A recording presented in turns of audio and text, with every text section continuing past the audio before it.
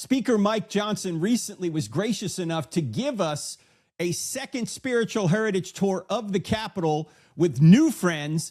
And we went out to the balcony right outside of his office, which is amazing. It's probably the premier spot to get a picture in D.C. Then he took us into his office and showed us what is hanging on the walls in his office, including a lot of sports memorabilia. Then we went into the conference room behind his office, and he has an amazing story to tell about what he calls the deal of the art. No, not the art of the deal, the deal of the art. You're not going to believe this. Check this out.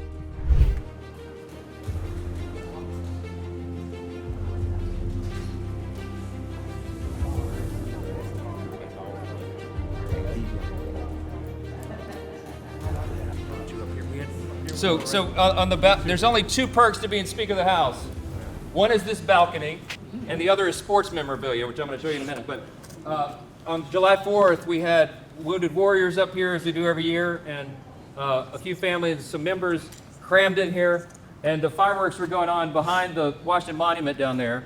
The president wanted us to be down there for his speech, which was set up, and I don't know if any of y'all were in town. I hope you weren't. It was much safer to not be here because it was lightning strikes all over the place. Yeah. And the president was insisted to stick with the schedule. He didn't want to do it. Some of the people were trying to talk him into postponing it for a couple weeks. He said, "There's only one July 4th if we could have to do it." So somehow the clouds parted and the lightning stayed over there, and it didn't hit the mall where everybody's sitting on metal chairs, which is very helpful. But he did his speech, and then we were there for that with him, and then we came over here, and our guests were here. And I'm telling you, it's the most epic. It was the largest fireworks display in the history of the world. And seeing it from this angle, we got some epic photographs because it was just all over behind the monument over there. A once-in-a-lifetime experience for us from the 250th. We also buried a time capsule. Congress did. Every state and its delegation put their artifacts and some things we wrote in the time capsule. Is to be opened in 250 years. So should the Lord tarry, for my Christian friends, okay, can they open it? There's an element of faith that goes with burying a time capsule. It's like 5 feet tall, 4 feet wide, a lot of stuff in there. It's buried under the Congressional Visitor Center there. And they're gonna dig it up, on the 500th anniversary of the nation if our ancestors are still here. And you hope that they will think of our generation. They'll be exactly the distance from us as we are from the founders. Think of it. Yeah. So how will they reflect upon all of us? They'll be listening to your podcast on angels, whatever. All right, they're going to look at the records of all this, and they're going to evaluate us on whether we were faithful and did our duty, right? I'm going to show you something in a minute about duty, but I just wanted to see this. Most people, all the celebrities, everybody, all the dignitaries and heads of state and all that, everybody comes out here and everybody has the same, reaction when they walk through those doors. And thankfully, it's not too hot tonight, but you got a pretty good sunset here, so not bad. Y'all are welcome, by the way. Anytime you want to come back, come to the balcony, come hang out with us. This is the people's house. So. Yeah.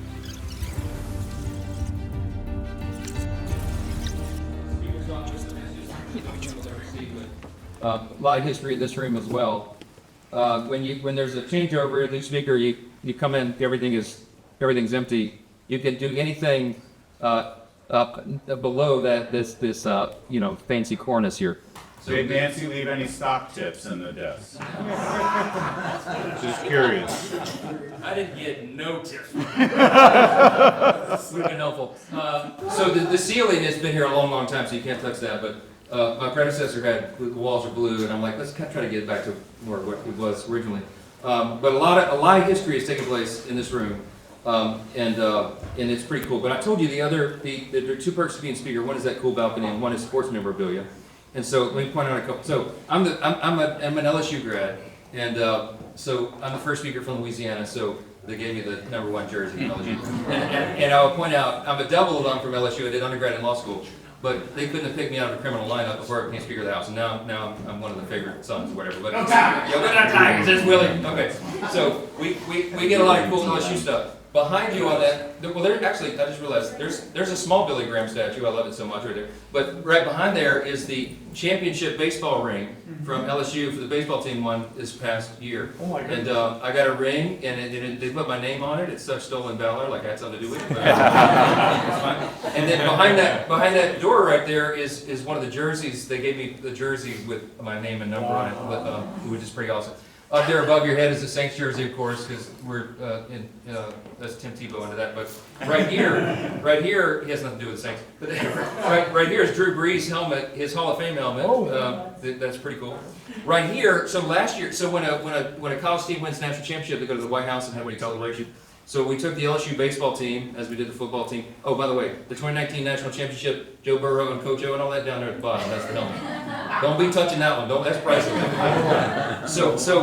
So we brought the baseball team months back. They won the 2025 national championship. We brought them to the White House for a celebration. But we had two baseball teams there because the LSU Shreveport Pilots, that's my hometown, Shreveport, Louisiana, they won the NAIA national championship in college baseball. Why is this noteworthy? Here's the ball. They went 59-0. Wow. 59. Nobody's ever done it, so they'll never do it again. It was the winningest college baseball season of all time. My Pilots from Shreveport, Louisiana. And so we had the Tigers and the Pilots and a big LSU mashup at the White House. It was awesome.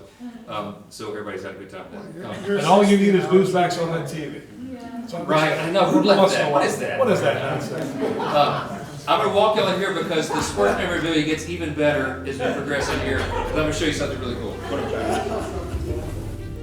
So this is the conference room where we twist all the arms and get everybody to yes. And there's been a lot of blood, sweat, and tears in this room in the last few years. So I wanted to show you the sports memorabilia. So y'all remember we won the gold in hockey at the Olympics, right? Yeah. And it was on a Sunday night. And the State of the Union was scheduled for the following Tuesday. So on Sunday night at about midnight, the president calls me because the president doesn't sleep. And he calls me, and he says, Mike, we need a lot more seats for the State of the Union. And he said, sir, the State of the Union has been sold out for a long time because, as you know, the gallery doesn't have to have any seats. So we had a mind. Mike, we just wanted to go. We got to have the whole team. The whole team was, how many people? And the women won too. Wait, so we need the men and women? Okay, how? I'm not sure. And he goes, Mike, they got to have them. I said, sir, there is no room in the balcony. We will have to make diplomats, members of Congress's spouses, we'll have to vacate the chairs to put the hockey team in. And he goes, well, then put them on the floor.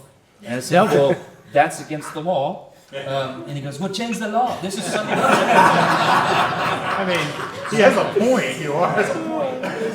It's so You're lawmakers. What else are you going to do? So we improvised, and we had them come down to the press gallery. Y'all remember they came down like in single file, they waved. It was the most epic moment of the State of the Union.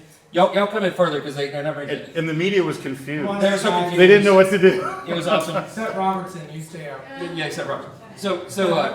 So anyway, the guys were here. The problem was we were only able to bring them in the press gallery, so they had all this like idle time because they couldn't be in the chamber. So we set up the screens and everything. Everybody could come in here and watch. And they hung out. And this is the team. And this is them sitting on my desk. You can see. They're really low-key, humble, all-American guys. Like, I mean, I was so proud of this team. And you remember Jack Hughes is the guy with the toothless guy. Oh, yeah. Okay, so this is Jack and his brother sitting on my desk, okay? And he's not showing his toothless grin, but he's there. And they had such an epic time here that they gave me one of the 50 pucks used in the gold medal game. That's it right there. Whoa! Right? Huh? Yeah. I thought you get one of his teeth. No teeth. But what we loved about that, just a little quick anecdote, just to show you these are like real guys. They and they were like, sir, I love your Bible on your desk and all that, And Jack Hughes, who's the star at this point, he's at the apex of his whole, just won the gold, And I said, man, this is so cool to have y'all here. I said, I wish my 15-year-old son, our fourth son, is still at home with us. And I said, man, he wanted to be here so bad, but he just got sick 2 nights ago. He got a virus, he can't be here. And Jack Hughes goes, would it be okay if we FaceTime them to check on him? I'm like, are you serious? Yes. So my wife has a video of me on my phone with the Hughes brothers checking on Will. Like, hey, Will, how you doing, buddy? You're a champion. You're going to get well. I'm like, that's awesome.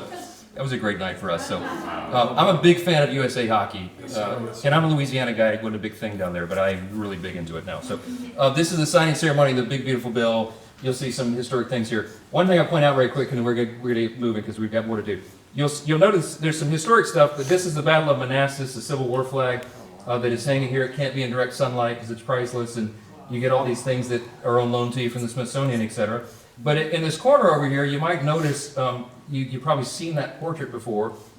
It's one of the 3 original likenesses of Thomas Jefferson. And you might ask yourself, is that the original? It is. And then you might ask yourself, why is it in the corners in the speaker's commentary? And here's the quick summary of that. It was about a year ago now. The president calls me one morning, like 9 o'clock in the morning. I'm whipping votes and it's a big thing. He said, Mike, what are you doing? I said, I'm whipping votes, as we discussed last night. He goes, Mike, we got to make a deal. And I said, we got to make a deal, sir? Mike, I need your poke. I said, you need my what? I need your poke. My what? I need your James K. Polk. The curator says you're the only one that has the portrait. I'm like, what? I don't know. I don't think I have Polk. Mike, you have it, and I gotta have him for the Oval. I mean, it's a big part of his play. You know what he did? He expanded out west and took in California. I was, okay, I'll get it. You might, Mike, but I'm gonna make you a deal, but don't ever tell anybody, so don't share this part of the video. He said, Mike, don't tell anybody, but I'm gonna make the worst deal I've ever made probably my whole life. I'm so ashamed. He said, you like Jefferson, right? I said, yeah. He wrote the Declaration? Yeah.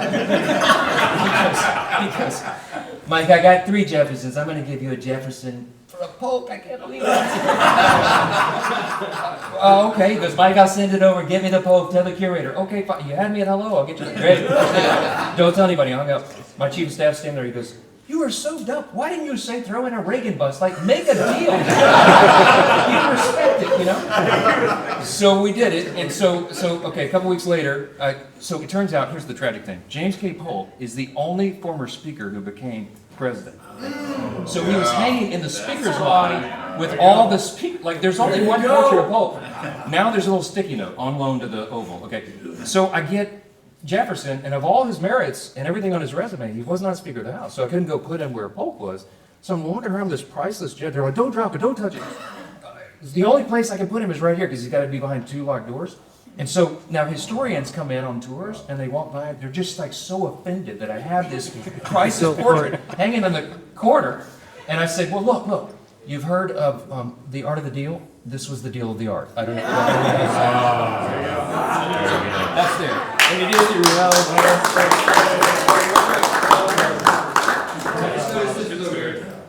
This is me and Nicki Minaj hanging out with Brett. You're gonna replace Jefferson with that. We're talking tax policy and all sorts. Well, I'm going to show you the Polk, but it's right here. I'm so sad. When you go to the Oval Office and you see the Polk portrait, say, "This president, that's the greatest one you have." Let me show you something else, that girl.